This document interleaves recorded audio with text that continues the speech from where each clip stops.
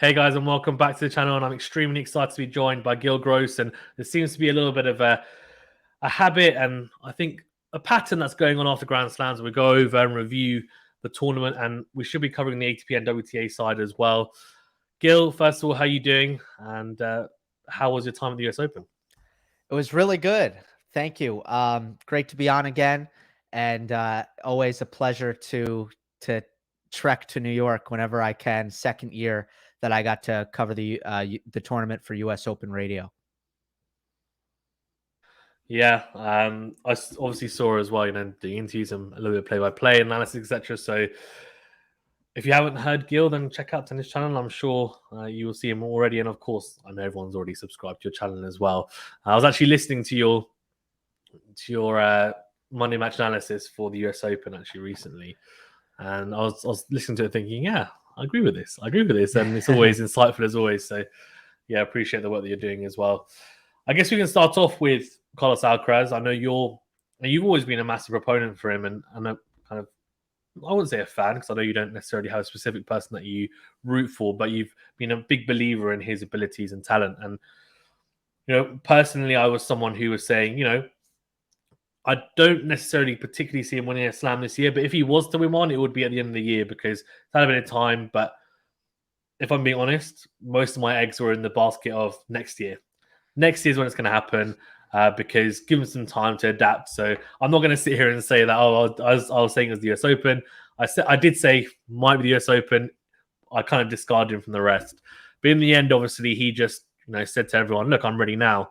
And like a very, very keen teenager, he just had too much energy in the end, almost for anyone. Fantastic fitness and ability, and we know how much skill he's got. But I wanted to ask you first, actually, before we kind of get into nitty gritty.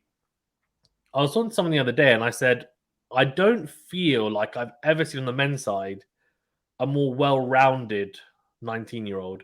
Because if we talk about like Rafa, for example, when he won his slam at 19, of course, an incredible player, but it was a fantastic forehand, amazing movement, great defense. Return was phenomenal, but obviously there were some bits to work on the serve, there were some bits to work on the backhand and the volley, and obviously he has improved and become this GOAT, for example, one of the GOATs. And same with the Djokovic, same with the Federer when they won their first slams. But for Alcaraz, I feel like the bones that he has, like the skeleton, was already there. And then you look at him after winning his first slam, and I just feel like, yes, there's bits to improve, but in terms of his roundness, it's pretty incredible to see. And I don't know if you think the same as well. I do. Young Federer probably felt that way, but it took him a while is the thing. Like Federer wasn't an amazing 19-year-old. So I would say Alcaraz at his age, if you take that into account, it is probably one of the most well-rounded packages, if not the most well-rounded package we've ever seen. And, I do believe the game gets better. Like the game moves forward. So if Carlos Alcaraz is the next generational all-time player, which I believe he is, and will be, then he should up the ante. Like the game will continue to progress, and what Alcaraz's athleticism and his well-roundedness from a technical standpoint, in addition to I think what he's kind of taken in terms of the mental side or the attitude, the enjoyment of the game. I see so many aspects from all the big three. You look at the Nadal kind of trying and putting 100% into every point and playing with a very determined level of intensity. But also, I think he's taken from Federer in the enjoyment of the game and really treating it like a game and trying to have fun and play with it and try different things. And the athletic stuff is so special. I mean, I've never seen a faster player. He checks every single box. Yeah, agreed. And obviously, I guess to finish that off is the flexibility and defense that someone like a Djokovic has, right? I mean, the way that he's got that flexibility and almost elastic, qualities, which obviously Djokovic is, has definitely got down to a T. And a lot of that's down to his work in the gym. And I was listening to your video, and you were talking about the fact that all the work that he's done in the off season obviously has come to fruition now. And almost, did he potentially, was he able to look into the future and visualize, I'm going to have to play 23 hours on court, which is the longest time ever to win a slam. But I guess that also feeds into the fact of him being so well-rounded, because a lot of people will see Alcaraz and think he's exciting, he's offensive.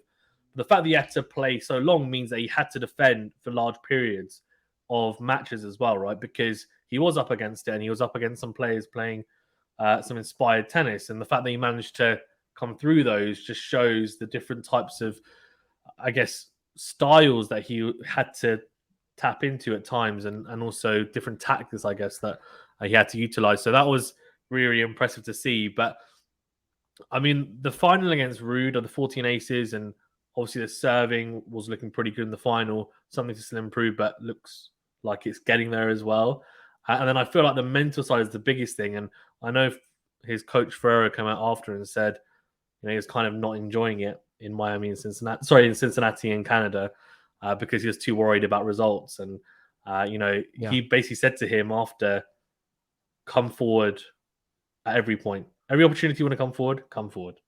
And that's pretty much what ended up happening, because against Ruud, there are a lot of instances where he went backhand cross into Ruud, and you're thinking, well, you don't really want to be coming to the net then, because it's the longest distance, right? Everyone talks about Pythagoras' theorem, and obviously you don't want to go in that because it's the longest distance to cover. But he's so quick, he transitions so well that he was doing that the majority of the time and winning the points behind it, which was really impressive. So that's like incredible to see. It's a different style as well, and I wonder whether that might translate into, as he continues to succeed, which I think we both think he will, as long as he stays fit. Then is that going to be a new type of style for this generation? We've had the kind of baseliners, right? We've had the Djokovic and Nadal, who are incredible from the baseline. We've had a bit of the kind of slick elegance of like Federer slightly before, but kind of overlapping, and Murray, of course, is part of that to a degree. Now we're going to have this Alcaraz, different kind of exciting style of coming forward a lot, volleying, transitioning beautifully as well. What was your read in terms of his overall, I guess, package and improvements for this US Open? Were you quite impressed with how he's adjusted physically and mentally? Yeah, the break point conversions really concerned me coming in, and it's not something that I normally pay all that much attention to. I figure, look, if break point, percentage that evens out, and as long as you're creating opportunities for yourself, it's not a big deal if you have a couple of unlucky matches where you have bad conversion rates. But I felt like it was actually a deeper issue, and that he was tightening up and making bad decisions in big points pressure situations. And that is why I didn't think he could win the US Open. Now, he relaxed. Ferrero made sure that he relaxed, and Alcaraz was, actively trying to figure out a way to feel different on the court. He said after Canada that the pressure got to me, and that he needs to think about what he can do to fix it. So the mental game is now being attacked like a forehand or a backhand. Like, there are techniques to use, there are adjustments to make, and that's kind of the advancement of the game, where the mental game is starting to become a lot better understood. So that's kind of definitely one aspect that impressed me, is that he kind of changed his mindset and he relaxed on the court. He was able to make that change. Other than that, I mean, even though I knew he was a beast physically, I didn't know that he could pull that off. That was really something else. I do think that come the Ruud final, he had heavy legs, but then he had the skill to overcome it, because there's enough of a gap in talent between him and Ruud that he was able to do some things tactically, make some adjustments to, even with heavy legs, still win the match, which is impressive in its own right.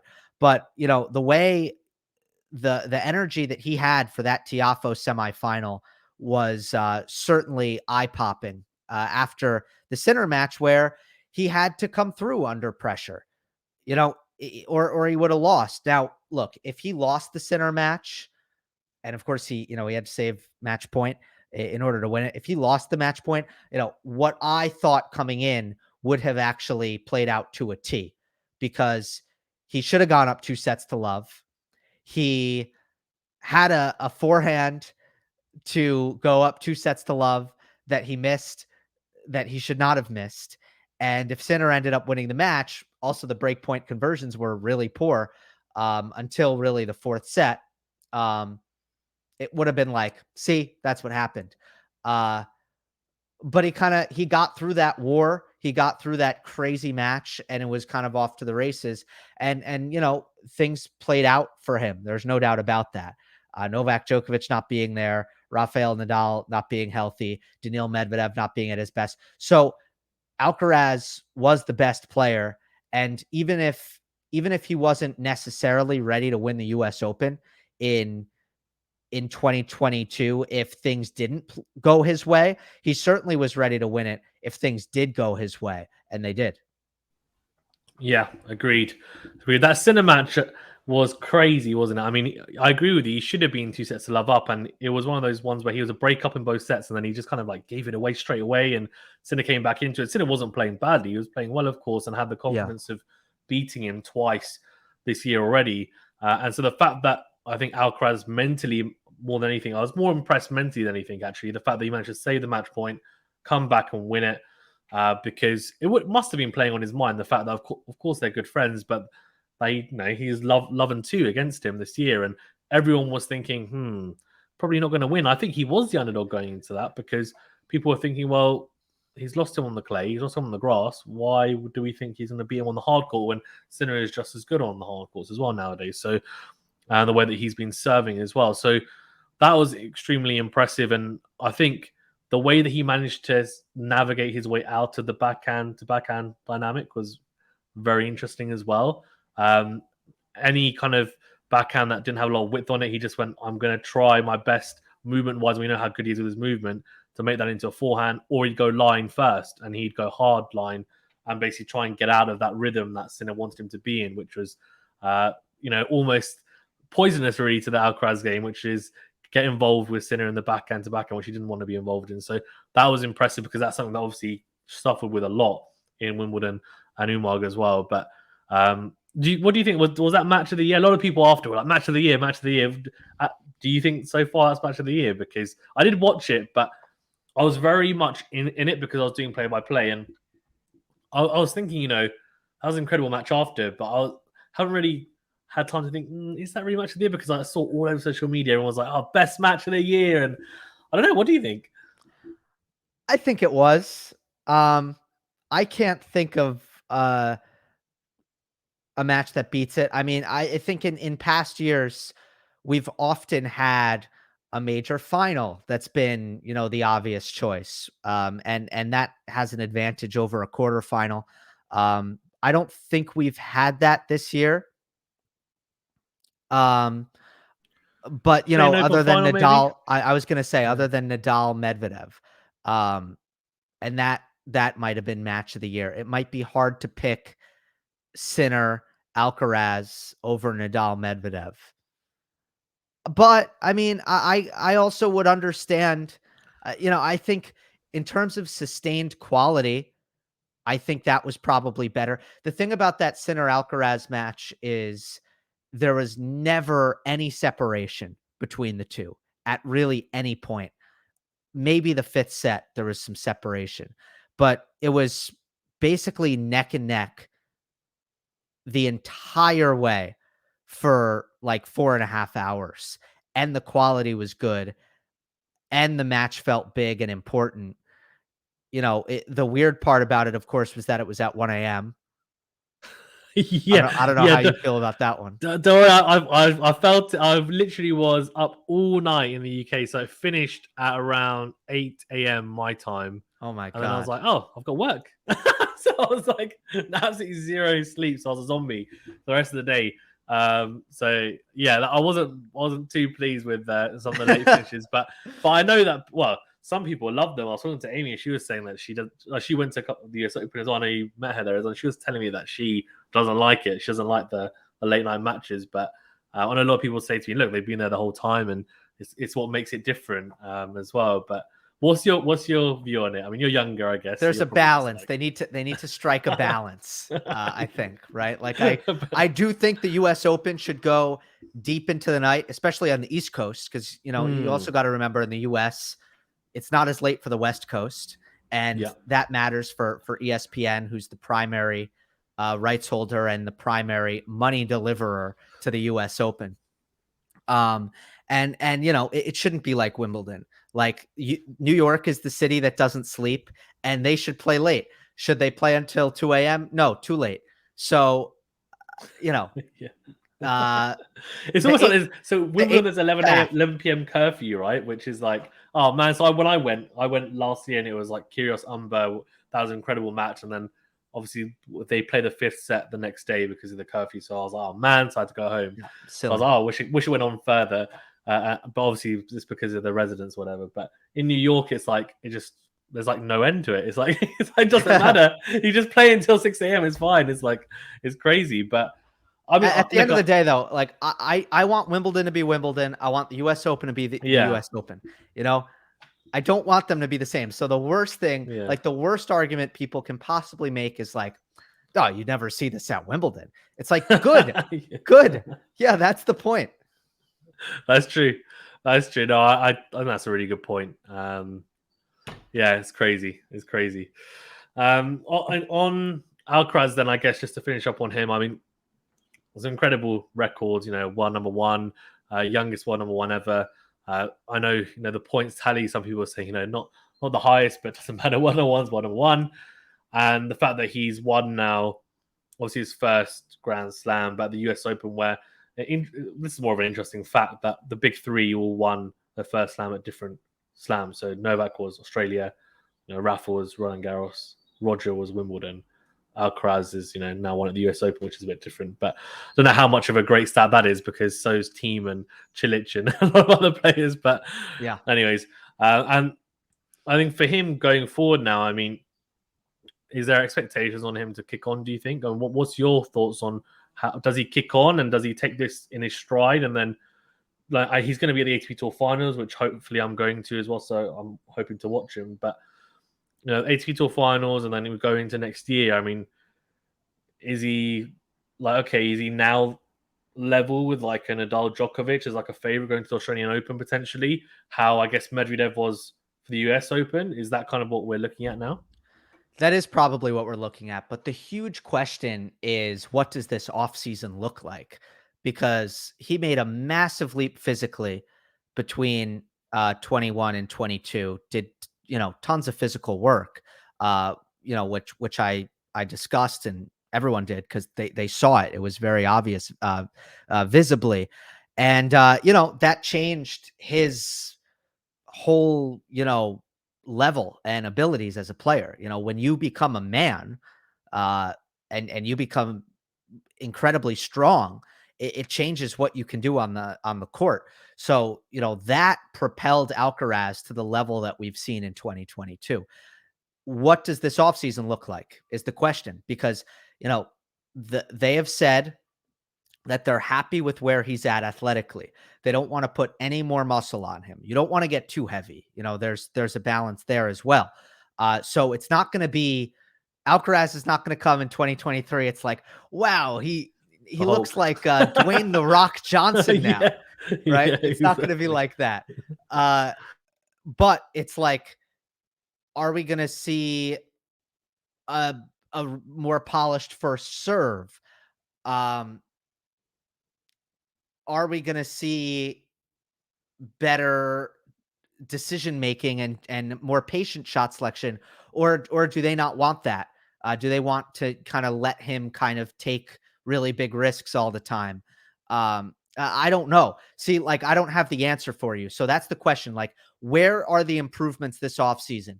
Because right now, as a player in 2022, he is very, he's a tier 1 guy, but he's not a world beater. He's not necessarily better than Djokovic and Nadal, Medvedev at his best on hard, Tsitsipas at his best on clay. He's not necessarily better than those guys. He's just on the same level. If he wants to actually rise above which I think he can do, he's got to do something in the offseason to be a better version of himself in 2023 than he was in 2022. I have the answers, Gill. I have the answers. So if What's he going to do? Alcaraz's team is listening, this is what you're supposed to do. Well, I've got some ideas. So the first thing is, and I'm not sure technique-wise, it's always tricky to tinker with techniques. I wouldn't tinker with his serve technique, but they can definitely get that down. It can be in terms of they can definitely get it more efficient. Flat make serve sure that and slice serve, right? Exactly. Yeah. The kick is good. The kick is good. It's just the other ones. Yeah, because the kick serve, I mean, he was hitting kick serves for first serves against Rude, and I was like, what's he doing? He's adjusting his serve position, and I was like, this isn't a clay court Carlos, but, he gets away with it at times, 90 miles per hour into the backhand from the ad side, but I was like, fine if it works, but it's just bizarre to me, but that's also because, he's not super confident with his first serve, his flat serve on maybe the ad side as well, so something to work on is definitely the first serve efficiency, making sure he can get freer points on there. And the backhand slice as well, I think, is something that he can work on. I don't necessarily see it as a shot at the moment that is... I think it's serviceable, but it's not something that is an attacking... Like, for example, it's not a Berrettini slice. It's not a Federer slice. And I feel like if he was to add that to his game, it would just take it to the next level. Because his backhand and his backhand defense is improving. I think we've seen that. And there were clearly some holes there potentially against elite backhands. But if he can perfect that, then that will not paper over the cracks, but it will add a different dynamic. And it will help in those exchanges because it'll slow down the pace. It will mean that people with elite backhands will not be able to just get into a rhythm in those exchanges, I guess, as well. So that's kind of my thoughts. Of course, there's other things as well, but those are kind of my 2 cents on what I think could definitely help. Because from watching him, of course, as we were saying, he's so well rounded, so it's difficult to say there's 5 different things. But those are things that I feel like are not glaring, but things that can definitely be improved. And I feel like they're not too difficult to improve in the off season. That we can see differences going into 2023. But yeah, he won't listen to me. He'll work on his forehand and his volleys. Something. I think the serve is a no-brainer, and it looks like it has the potential to be a really, really good serve. I mean, he's got such strong legs, a pretty live arm. The speed is there. Just needs to get more consistent at being precise and accurate with it. The slice, I think if they got him to use it in an offensive way, I actually think he could. He just doesn't. So that might be about actually encouraging him to use it in that way. But I think for him to take the next step, he does need to miss less. And there are, different ways that they can work on that. It mostly comes down to decisions, but to me, he's still, especially in certain situations, on returns of serve, second serve returns, he does miss too much still. And that could hold him back. Yeah, agreed. I was going to say, because his returning is something that seems very natural. But I think I spoke to you about this maybe after Wimbledon, I think, or the French. And we were saying that obviously, for someone who's so naturally gifted at returning, he probably misses more than he should because he tries to be so offensive in certain situations. And sometimes it's you don't need to hit a return winner. You can hit a return that gets you on the front foot, but means that you have to hit an extra shot or 2. And I feel like sometimes maybe the patience wasn't quite there. But he'll get there for sure with maturity, as you were saying. And I mean, he just won the US Open. So, I'm sure he's not worrying about that at the moment. But in the offseason, I'm sure it's something that he'll work on with his team. Okay, enough of Carlos Alcaraz because everyone's talking about him. Casper Ruud, I mean, he's been really impressive. Seen, I guess, from a lot of people anyway. Initially as as Kyrgios would say, which obviously I'm not saying this, is a dirt rat, a clay court specialist. He's now gone from that to someone who has got a much more well-rounded game.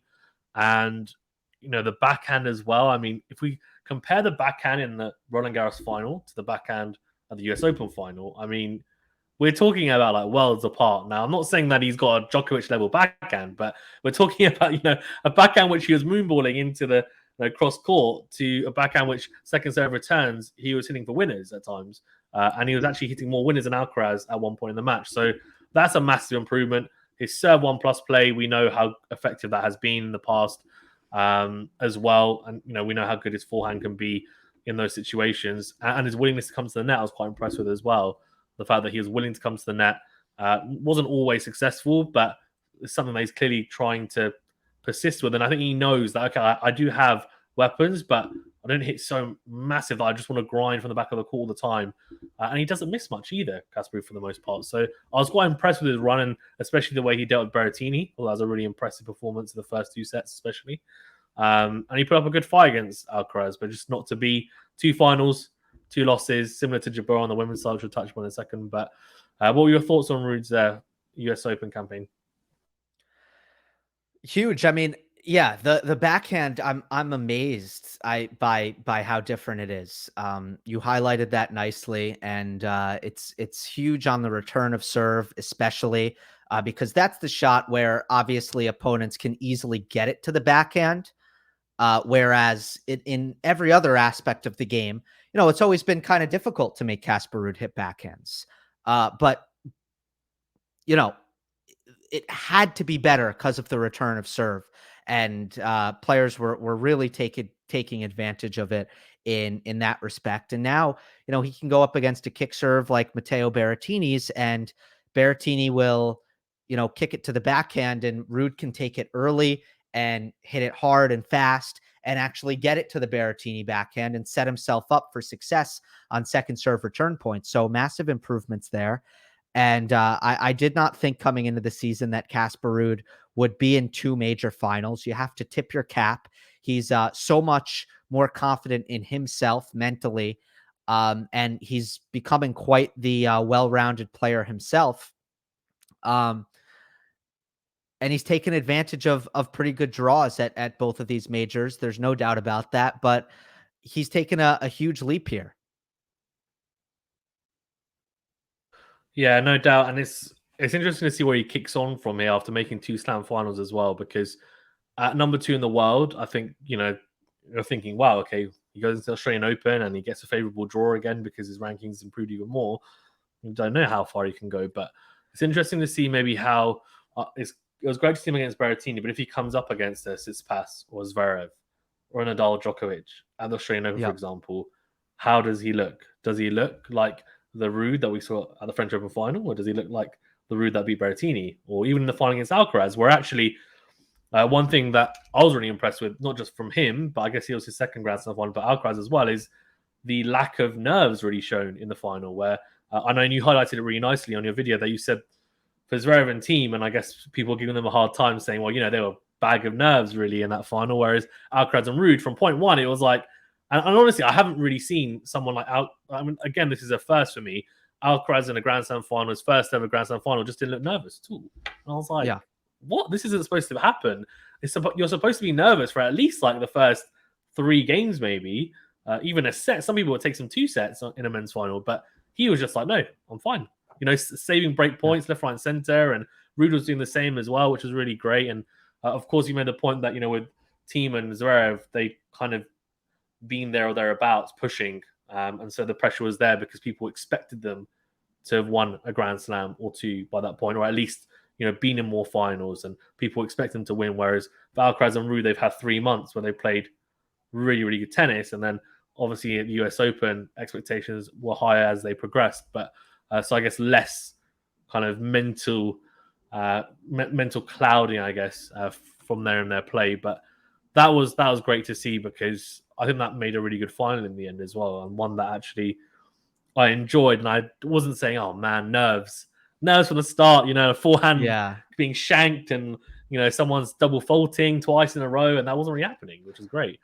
I thought as well. But were you the same opinion? I know you mentioned it briefly as well in your video as well. No, yeah, you're right. Yeah, I don't think nerves played a factor in the final. I didn't think they would, but it speaks volumes. It does. As much as I think sometimes it's an advantage that people don't realize to be a naive teenager in a major final. I think throughout history there are plenty of examples of teenagers actually doing really well in this kind of match, right? Sampras at the US Open in 1990, Becker, when he was young, I think did really well. We saw Raducanu, last year just never feel any nerves or pressure. On the women's side is a more recent example. Andreescu, similar. Sometimes I think, you're just so young. You're fearless. You don't have much baggage, and that kind of thing doesn't happen. Ruud, I'm definitely, I think, a little bit more impressed with, honestly, because he has had issues with his nerves in the past. Like he hadn't been past the third round at a major until Roland Garros, and in some of those matches, I really do feel like it was very nervous on his part, especially last year against Davidovich Fokina in the third round in Paris, where while Fokina played well, Ruud won way more points than Fokina in that match and just couldn't win the big ones to ultimately win the match. So I just think Ruud's come a long way in that respect, and he could have been nervous in this final and wasn't. So it was a good thing to see. Yeah, no, for sure. For sure. And then I guess to wrap up on the men's side as well, I mean, ask you a couple of questions on the rest of the field. So what was the biggest kind of surprise for you? Was it the Medvedev-Kyrgios match? I mean, for one, and before the tournament was like, so I kept on backing Kyrgios to beat Medvedev, and it was happening recently, right? And I was like, okay, great. And then when I got to the US Open, I got a bit scared, and I picked Medvedev in my bracket. And I did the preview video, and I'd seen how they were playing, and I said, no, I reversed my decision. I was like, Kyrgios is going to win. And I got a lot of hate in the comments for it as well. And some people are like, what are you talking about? Like, just because you said they look better, but Medvedev hasn't dropped a set and Kyrgios has dropped a set. And I said, you've got to look at the quality of opponent, what they played. And I was like, that makes a difference. And then obviously went on to win. So I was like, haha, back to the comment section I go. But he played really well, of course, Kyrgios until Khachanov. But did you watch the JJ Wolf? Did you watch Kyrgios? Yeah, it was unbelievable. I was at that match, and I knew that Medvedev had his hands full after watching that. And no, I wasn't surprised. I picked it before the tournament. I picked Kyrgios to beat Medvedev, and then I picked him to lose to Carreño Busta in the next round. So I almost got it. Almost, yeah. 5 sets at Khachanov, Carreño Busta, wasn't it? Yes. And Khachanov, I think, fast Brits, Draper, you hadn't gotten injured. I know. I don't think he would have won. I think Draper had it. Yeah, I agree. Injuries, can be a killer. But amazing. Yeah, I mean, I feel like Medvedev's it doesn't seem like a good matchup, the Kyrgios matchup, does it?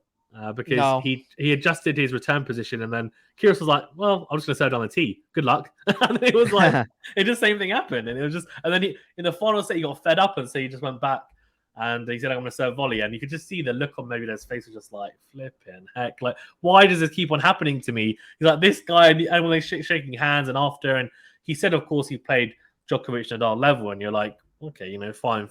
But I just think it's not a good matchup for him. And he's going to be praying that he doesn't get Kyrgios at the Australian Open, especially with the Aussie crowd behind him as well. So, but we disappointed with the way that Kyrgios fell to Khachanov as well. A bit of a flat performance in the end, wasn't it? Yeah, it's a bit of a blind spot for me because being at the tournament, I wasn't, I was working another match during Kyrgios Medvedev, and then Kyrgios Khachanov was my one night off, so I had an eye on it, but I was watching in the pub, so I don't have too much to. So you don't remember much of it, yeah. But I mean, ultimately, I'm a little surprised. Yes, I was surprised. I was surprised that Kyrgios lost to Khachanov because I know he looked focused.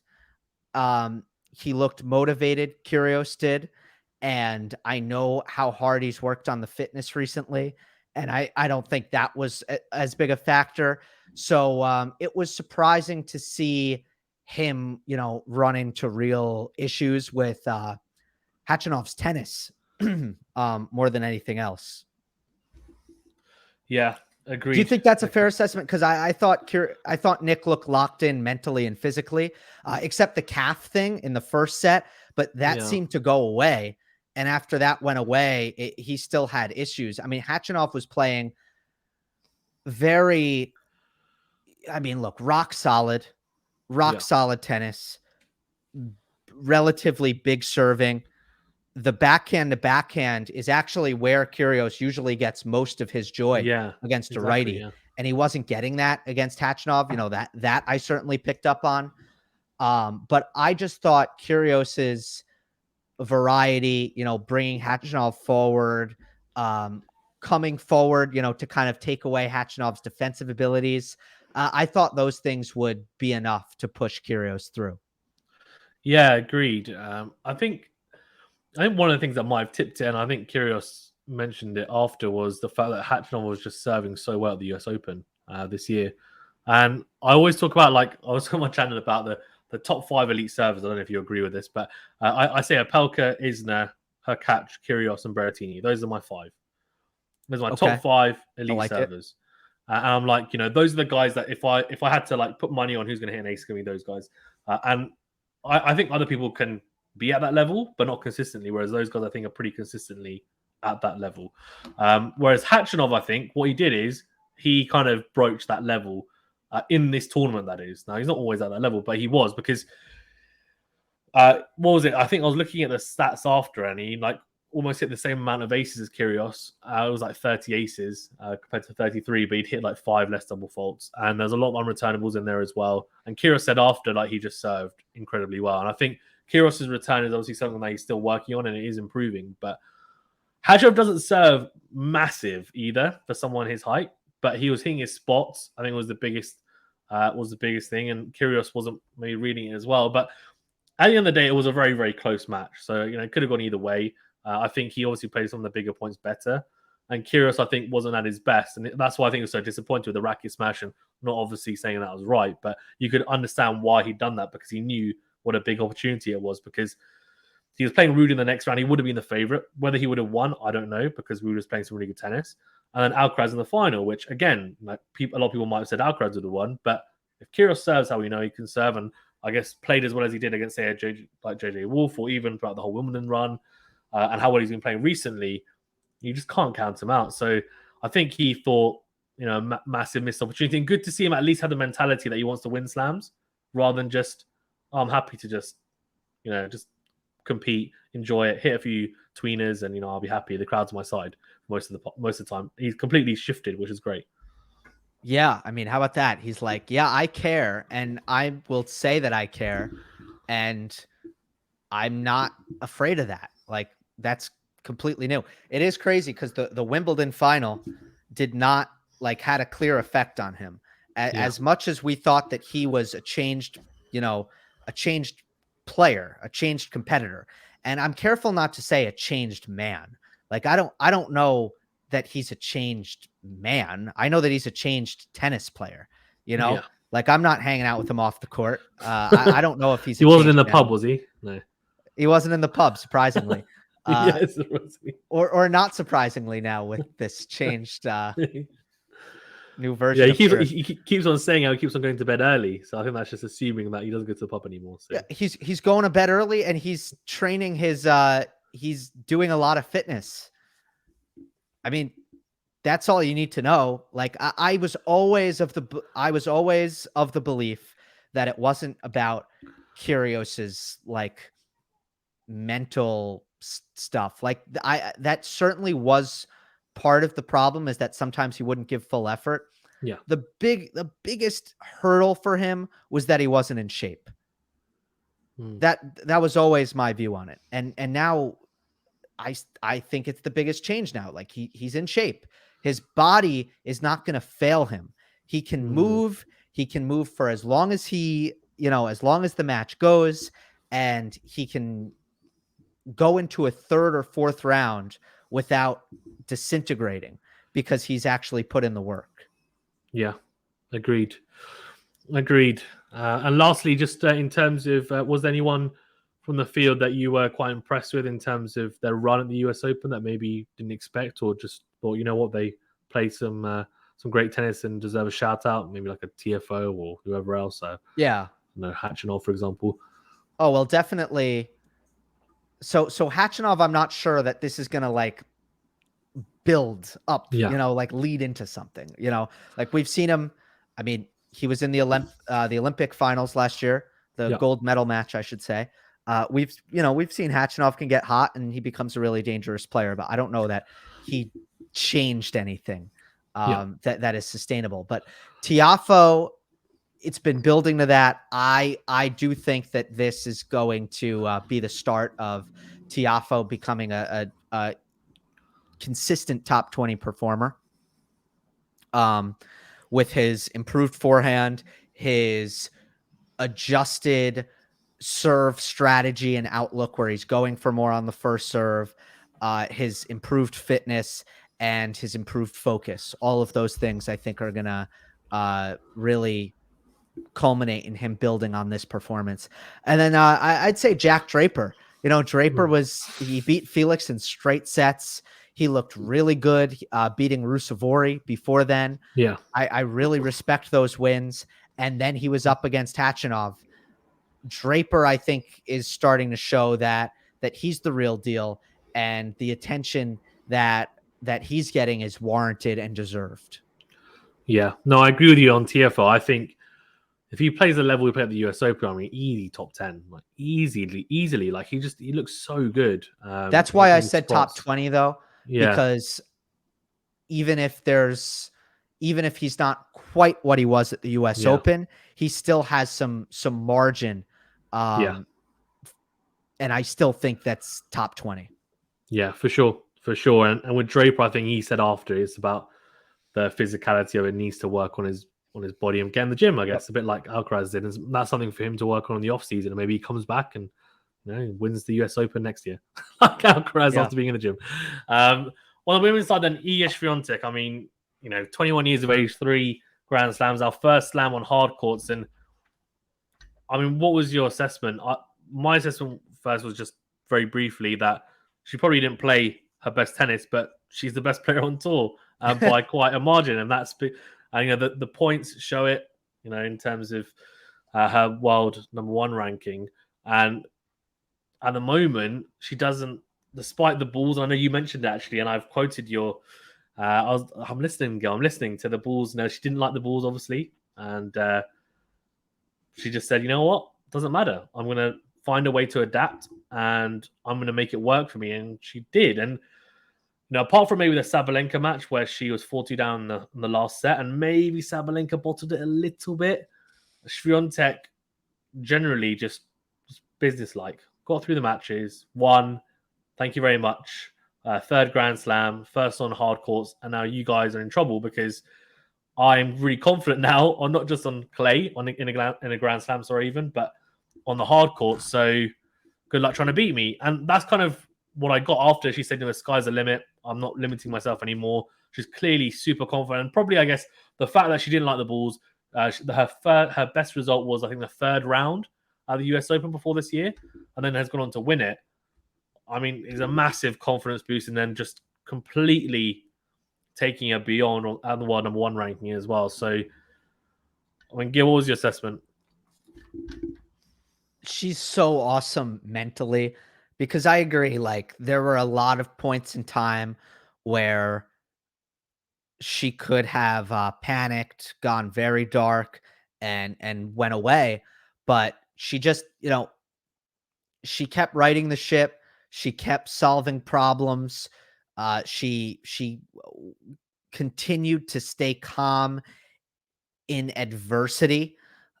And there's nothing more dangerous than a player showing that they can win in less than ideal conditions with a less than ideal level and still come out and win a major. Now, I do think that the level against Jabeur in the final was her best match of the tournament, which is also a championship quality. I mean, you look at her performance in finals, 10-0 since 2020 in finals.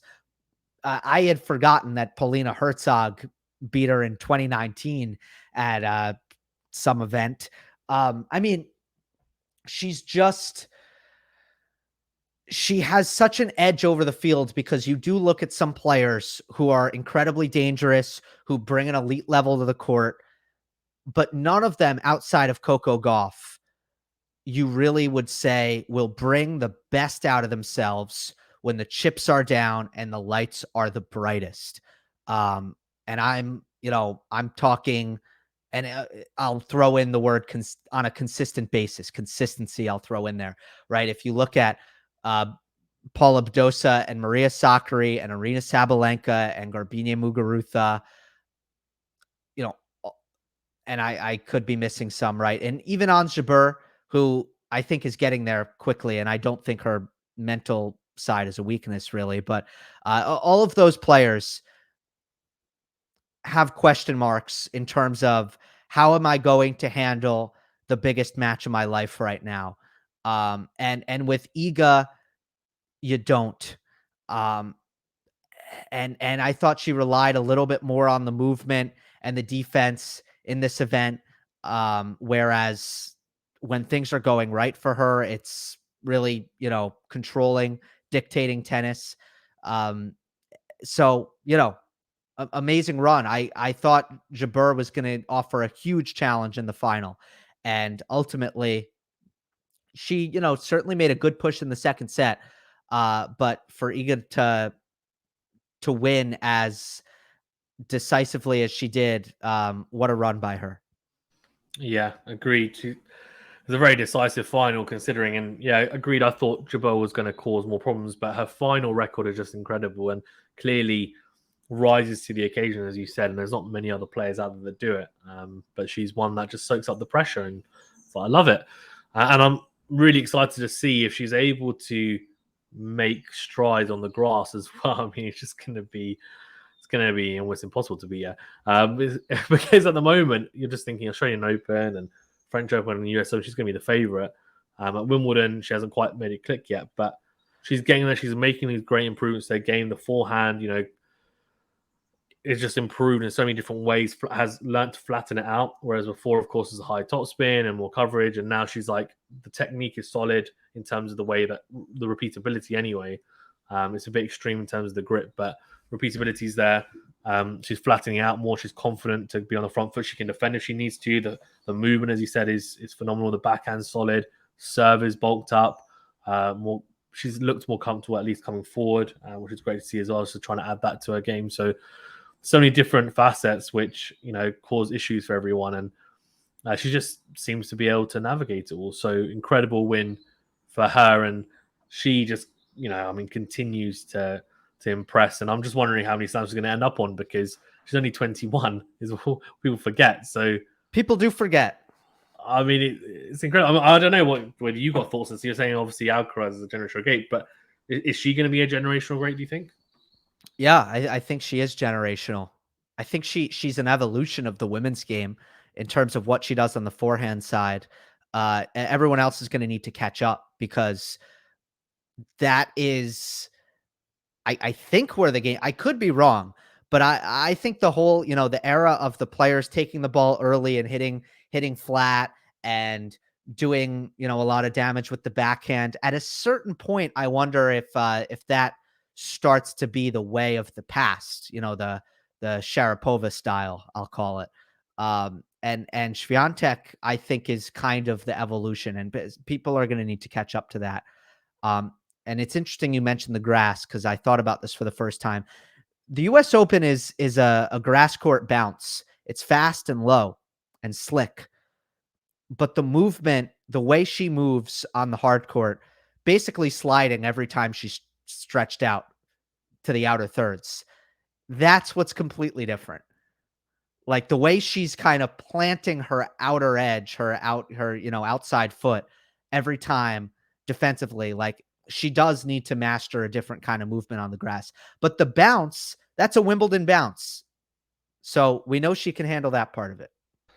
Yeah, agreed. She needs to watch videos of Djokovic and Sinner moving on the grass, because they slide, but obviously it's slightly different to what you're describing on the hard courts. But they've made it work. They slide on all surfaces. So they're the only two players really on the men's tour that I know that do it, and do it like efficiently. Jabeur, I mean, similar to Rudy, just talking about Rudy, and I was saying, 2 Grand Slam finals, 2 losses. I mean, heartbreaking. I think she'll probably be more heartbroken about the Rybakina one because she went into it the favorite, 3 sets, and obviously she was expected to win it. But the one against Swiatek, she's like, yeah, I've made another final. I've put that behind me. I'm here. She was playing well, in some people's eyes, playing better than Swiatek. She blitzed Caroline Garcia, who's been in incredible form in the last few months, and just was. I mean, I think the nerves were there a little bit. Obviously, got broken early in the first set. Swiatek took a big lead, and then, as you said, she made a push in the second set, but just wasn't quite able to do it. I saw her box go absolutely mental. Her coach at her, and she did say after the Garcia win that she listened to her coach fully for the first time. And obviously the coach is really happy. She was happy because she won comfortably. I think she maybe went a little bit off script against Swiatek, and the coach wasn't happy. But that's by the by. I mean, she had a great tournament, but Swiatek seems to be an issue for everyone right now, including her. What was your kind of insight on how she's done this US Open? Because I was quite impressed with how she actually managed to do on the hard courts, because I don't necessarily feel like the US Open is her best slam. I genuinely feel like she's got a better chance at the French or Wimbledon, but she's showing some great form on the hards as well. Yeah, she 100% prefers the natural surfaces. And the stats back that up, and she says that. So yeah, it's a very kind of Rude-like example of although, Rude isn't the grass court merchant that Jabeur is, but you get some bonus points, which people got mad at me. Sometimes they get mad if they think you're favoring surfaces, but no, you're not. It's just players get bonus points for doing well on their least preferred surfaces. It's just kind of how it is. So yeah, Jabeur has that, but also it was a much more impressive run than the one she had at Wimbledon. In fact, it was I think a really, really difficult draw. Shelby Rogers in the third round. Rogers at the US Open is tough. Ash Barty learned that last year. Veronika Kudermetova continues to be probably the most underrated player on the tour this season, playing a top 15 level from start to finish, and she beats her in straight sets. Tomljanovic, I was so impressed with. After beating Serena, she takes out Samsonova, who was on an incredible win streak, and did it decisively.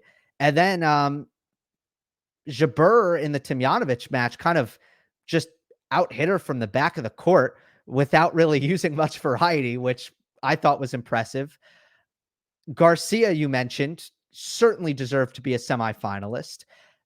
It was much more impressive than the Wimbledon run, where do you remember exactly who's the highest ranked player she faced? Oh, that's a good question. Was it like Mertens? Yeah, I think it was Mertens, because I think so. She faced Tatiana Maria in the semifinals, who obviously was unseeded, and Rybakina, I think, she was unseeded as well, I think, at the time. So I think it was Mertens. Yeah. Who was, I think, might have been 13 in the world, I want to say, potentially 15, something along that. Something in the teens. Yeah. So I agree. This run was, I mean, pretty outstanding, and that probably made it even worse because the final, she's like, great, the same thing's happening again. But yeah, I agree. It's her least favorite surface, so it's a fantastic run, and I just a little bit of bias coming into this, but I'm a massive kind of fan of her style, so I'm just hoping that she does get a slam, and that will probably help. But she's 28 years of age, so she's not got a huge amount of time left, potentially, depending on, I guess, when she wants to retire. I guess nowadays people can retire at 40, as we've seen. But she doesn't rely too much, though, on agility and explosiveness. Yeah. Right. Which now she certainly has gotten way better because of her fitness. But I think that's more in the respect of it's just good enough now, where it used to hold her back. So I think she'll age well. I think it's going to be, all about getting over the hurdle mentally, because there will be some scar tissue from this, because it feels like she really does, she has invested herself a lot in in winning these finals. And I do think it will have kind of a lingering effect. My biggest critique for her, though, by the way, on the negative side of things, I do think she needs to stay more positive. I know she's the merchant of happiness, and off the court, she's an absolute angel. But I think on the court, she does need to show her opponent less frustration, especially when she has the lead, and just calm down. I think a little bit would help her. Yeah, agreed. I agree. Yeah, for sure. Because it's probably you probably get a little bit of a mental edge, don't you, from seeing your opponent. I know both of us, obviously we're not pro players, but when your opponent is getting frustrated, like, oh, there you go, go. A little bit of a chink in the armor. So, yeah, agreed for sure. And then on, I guess the rest of the field. I mean, we start with the former champions quickly. So, former finalist, sorry, Raducanu and Fernandez. I mean, Raducanu went out the first round to Cornet. Not a massive surprise there, given her form, and Cornet's had a really, really good year. And then Fernandez obviously falling to Samsonova, if I'm not mistaken, as well, who, as you said, was in a great, great streak. But unsurprising, I guess, from your side as well, that obviously they didn't manage to replicate anywhere near what they did last year. Yeah, bad draws. Cornet, Cornet is also kind of tough because, I mean, Cornet's just tough in general. I mean, she's had a big win at every single major this year. Yeah. She beat Halep in Australia. She beat Swiatek at Wimbledon. And was it Ostapenko? Yeah. No. It was, right? I think it was, yeah. Anyway, in the French, right? Yeah. So, okay, a big win at every single major, and just really good this year. Plays a ton for some reason, like every week. And sometimes I don't think she fully shows up, but at the majors, of course, she's going to. And she felt really good. She was in a great headspace about breaking this incredible record as well. Most consecutive majors played with 63. And plays a similar style to Raducanu. Grinded her down. Raducanu couldn't hit through the defense at all. Didn't really have enough power, especially in the cool conditions at night. So no, that wasn't a surprising result. And then, Fernandez had the compromised lead up with the foot injury. Like I think she may have been in better position to go on a run, but not being injured and not, having no momentum coming into the event. And Samsonova, that was granted, I think a second round match, right? Yeah. But still, I mean, that Samsonova is going to make a major quarterfinal in 2023, guaranteed. You can lock it in. Oh, you had it here first. But we're not liable for any of your bets. But yeah, it's so funny. Everyone's like, I'm doing play by play, and people are like, I bet like $10,000 on this person. It's like the underdog as well. And I'm just like, I'm reading out. I'm like, okay, fair enough. And they're like, yeah, I barely watch tennis, but I just thought, why not? What do you think of the chances? I'm like, I'm not the right person to ask. I was like, I'm not going to be your gambling your gambling advisor. But it's hilarious. People do some crazy things. But yeah, in terms of the others, I mean, Serena's swan song, we had to touch on that, of course, as well. Well, apparently, I think, because she did say she likes Australia, but I think don't know if she likes Australia in terms of going to the final. But she played an incredible match, obviously, against Tomjanovic, saving match points as well, and of course beat Kontaveit, which is an incredible win. I thought I watched that in the playoff play as well. She just looked really good. I think she could have. I don't think she would have made like the final one or anything, but I reckon she could have maybe made the last 16 quarterfinal if she'd played maybe a couple of tournaments before. But what was your view on, I guess, the build up for her as well, and how she performed and her career as well? I guess touching upon that. Perfect week. Exactly what I kind of had hoped for coming into the week for Serena, for the fans, for the event. She picks up the win against Danka Kovinic, got a good draw, probably needed it. She had no confidence coming in and needed some help and didn't play the best match, but Kovinic gave her some help, certainly. And then you had the tribute afterwards where you could kind of get that out of the way. She felt the love after the win. You know, we had the theatrics and the ceremony, and then, you know, against Kontaveit, she could focus on the tennis. Weight lifted off the shoulders, underdog, not a lot of pressure, hostile crowd, got to Kontaveit, good tennis by Serena. Boom, picks up the upset victory. Great to see that in her farewell tournament. And then Tomljanovic handles the moment incredibly well, better than Kontaveit, and wins a tight one. So yeah, I mean, I thought it was all you could ask for. Tomljanovic incredibly classy as well after the match. I do think Serena's done.